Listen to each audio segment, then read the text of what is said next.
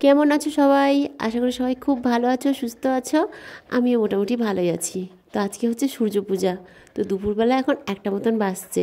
চলে এসেছি সূর্য পূজা দেখতে। আজকে দিনটাই শেষ গো, কাল থেকে আবার যেরকম সেরকম দিন শুরু হবে। কিছুদিন ভালোই গেল, মাঝে মাঝে এসে একটু কীর্তন শুনছিলাম, মানুষের সঙ্গে দেখা হচ্ছিল, কথা হচ্ছিল। বেশ সময়টা সন্ধ্যা থেকে কেটে যাচ্ছিল।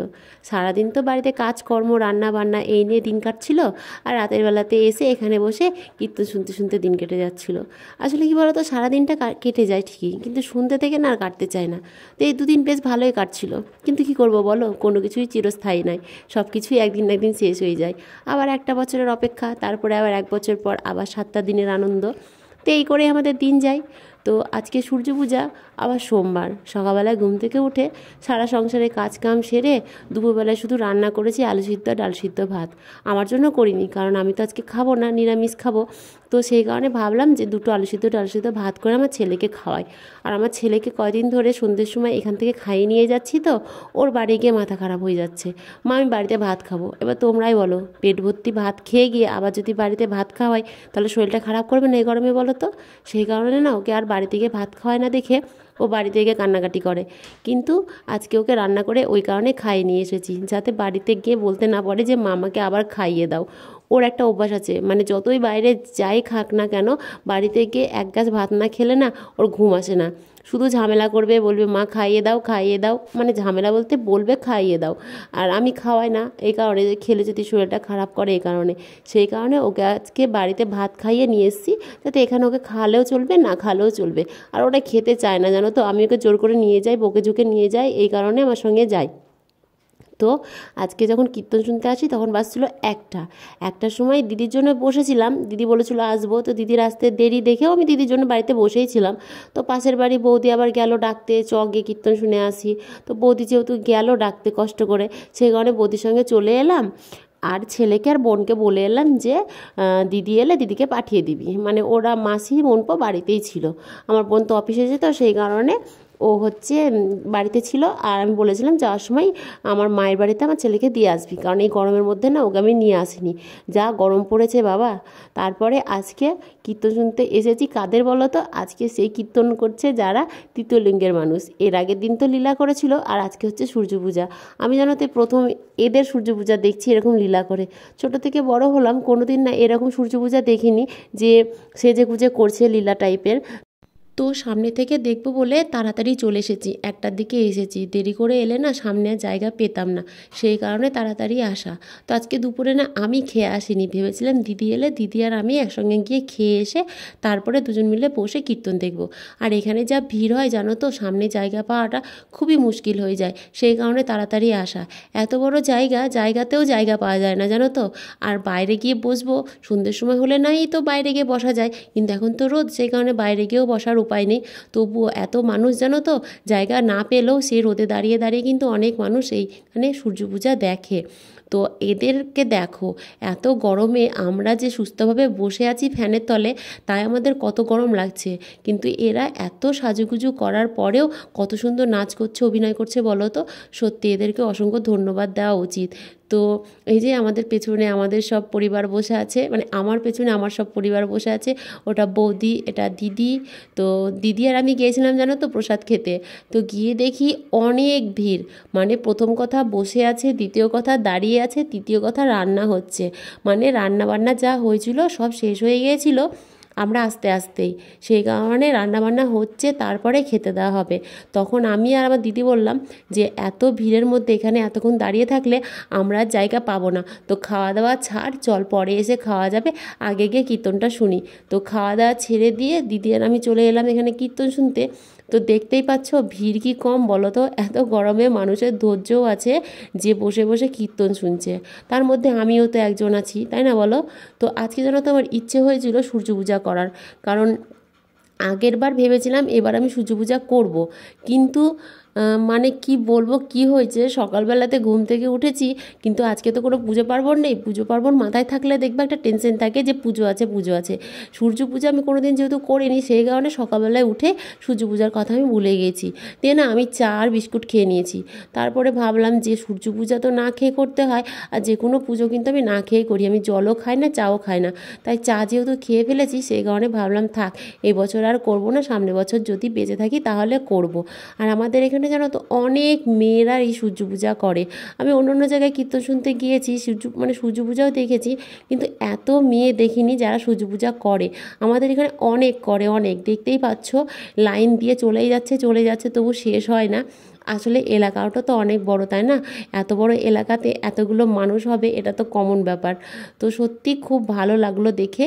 তো ওইদিকে ঘুরছে, মানে আমাদের এখানে সূর্য পূজা যারা করে তাদেরকে নিয়ে 7 পাক ঘোরানো হয় পুরো মণ্ডপটা, তারপরে পুজোর জায়গাতে নিয়ে আসা হয়। তো সেই টাইমটাই এরা দেখো ছোট ছোট বাচ্চাদেরকে নাচিয়ে দিচ্ছে, কারণ এরা তো তৃতীয়লিঙ্গের মানুষ, তো এদেরকে দিয়ে নাচানোটা শুভ বাচ্চাদেরকে। সেই কারণে যাদের ছোট ছোট বাচ্চা ছিল তারা সবাই কিন্তু এদেরকে দিয়ে বাচ্চাগুলোকে নাচিয়ে নিয়েছে, মানে ওদের কোলে দিয়েছে, তারপরে ওরা নেচেছে। এটাকেই তো আমরা বলি বাচ্চা নাচানো, মানে আমাদের এখানে তাই তো বলে। তোমাদের ওখানে কি বলে সেটা তো আমি জানি না, আর আমাদের এখানে যেটা বলে আমি কিন্তু সেটাই বললাম। তো এখন শতপাক ঘোরানো হয়ে গেছে, তো সব মেয়েরা মণ্ডপে এসে উপস্থিত সূর্য পূজা করার জন্য। তো সূর্য পূজা এখন প্রায় শেষের দিকে, মিলন তো হয়ে গেছে দেখতেই পাচ্ছ। আর এই সূর্য পূজাতে কি হয় না হয় আশা করি সবাই জানো, সেই কারণে আমি আর কিছু বললাম না এই নিয়ে। তো এখন রাধারানী আর শ্রীকৃষ্ণ কত সুন্দর নাচানাচি করছে। আসলে অনেক ঝুটঝামেলার পরে তো মিলনটা হয়েছে, তাই না? এই সূর্য পূজা করতে আসার আগে যে কত নাটক করতে হয়েছিল কৃষ্ণকে আর রাধাকে, সে তো এই দুনিয়ায় সবাই জানে। তো এখন সূর্য পূজা শেষ, তো কৃষ্ণ তো এখন ঠাকুরমশাই সেজেছে, তো কৃষ্ণকে এত শাড়ি পরানো হয়েছে কি বলবো। কি বলো তো, অনেকের মানত থাকে তো যে এই শাড়িটা পরে সূর্য পূজা করাবো, মানে যে কীর্তন করবে তাকে দিয়ে সূর্য পূজাটা করাবো। তো সেই কারণে সবার শাড়ির ভাঁজ ভেঙে ভেঙে মানে কৃষ্ণকে পরানো হয়েছিল। এর আগের বারও যে করেছিল সূর্য পূজা, তাকেও কিন্তু শাড়ির ভাঁজ ভেঙে ভেঙে প্রতিটা শাড়ি পরানো হয়েছিল, মানে যেগুলো মানত করা ছিল সেইগুলো। আর যেগুলো তোমার এমনি ডালাতে দেয় সেগুলো তো পরানোর কোনো ব্যাপার থাকে না। তো এইদিকে দেখো কুটিলা সেলফি তুলতে ব্যস্ত। ঠিক আছে, ভালো কথা, সেলফি তুলুক, কারণ ওদেরও তো ইচ্ছে করে বলো অভিনয় শেষে নিজেদের একটু আনন্দ দেওয়ার। তো কৃষ্ণ আর কুটিলা বসে বসে মানে দাঁড়িয়ে এখানটায় ছবি তুলছে, আর রাধারানী এখন স্টেজে আসছে ওনার সব মানে অভিনয়ের জিনিসপত্র নিয়ে। তো এখানটায় একটা ঘটনা ঘটেছিল, আমি না মানে ক্যামেরাটা যখন অফ করে ফেলি তখন ওটা হয়েছিল, সেই কারণে তোমাদেরকে আমি দেখাতে পারলাম না। তো যাই হোক, চলো এবার খাওয়া দাওয়া করা যাক, কারণ খুব খিদে পেয়েছে। এখন 5টা বেজে গেছে প্রায়। আমার দিদি তো অনেকক্ষণ ধরেই বলছে চ খিদে পেয়েছে চ খিদে পেয়েছে, আর আমার দিদিকে বলছে এই দাঁড়া শেষ হয়ে যাক, এই দাঁড়া শেষ হয়ে যাক। এই করে করে সেই 4টে থেকে 5টা অবধি আপাতত বসে আছি। তো এখন তো সূর্য পূজা শেষ, চলো গিয়ে খাওয়া দাওয়া করা যাক।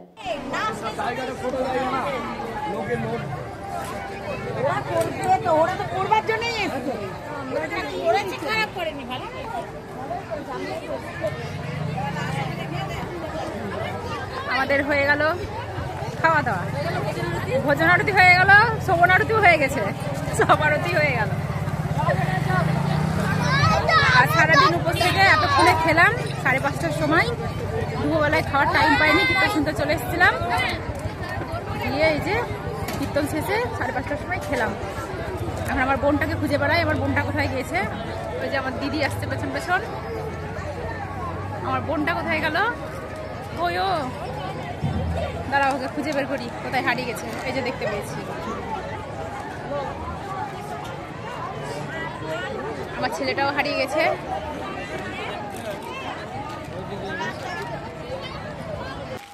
জানিস তো, ওই আমি খেতে বসেছিলাম, দিয়ে একটা ছেলে, বাচ্চা ছেলে, আমার পেছন দিয়ে যেতে গিয়ে এটাতে এক ঘুষি, মানে ঘুষিটা কি টাইপের বলতো, হাতটা এভাবে নিয়ে যেতে গেছে, তো এরকম করে টেনে নিয়ে যেতে গেছে, আর মানে হাতটা পুরো এসে লেগে গেছে। দিয়ে সেই কি ব্যথা, এখনো ব্যথা করছে। ওষুধ দিয়ে জিনিসটা মনে হচ্ছে দেখ বড় হয়ে গেছে, তারপরে কেমনই হয়ে গেছে না, বাঁধাকপি থেকে ঝিলে কত বড় বড় মাছ ঘুরে বেড়াচ্ছে। অনেকদিন পর আজ ঝিলের ধারে ঘুরতে এলাম।